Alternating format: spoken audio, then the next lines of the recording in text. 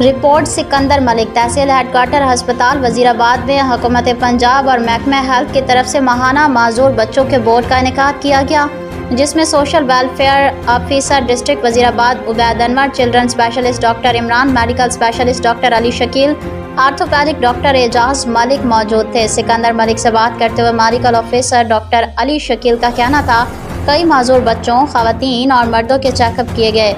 हर महीने में एक दफ़ा माजूर लोगों के चेकअप किए जाते हैं जो मेडिकल बोर्ड की तरफ से माजूर पाए जाते हैं। हुकूमत की तरफ से उनके सर्टिफिकेट बनाए जाते हैं जिससे माजूर अफराद नौकरियां भी हासिल करते हैं और उनके वजीफ़े भी लगते हैं और हुकूमत की तरफ से बहुत ज़्यादा सहूलियात मैसर होती हैं जिससे उनके अखराजात चलते हैं और वो मोहताजी से बच जाते हैं। इस मौके पर medical specialist doctor Ali Shakeel का कहना था, हम तमाम लोग ईमानदारी और दयानतदारी से अपने फ़राइज़ सरअंजाम दे रहे हैं जिससे ज़्यादा से ज़्यादा माजूर लोगों को फ़ायदा पहुँचे।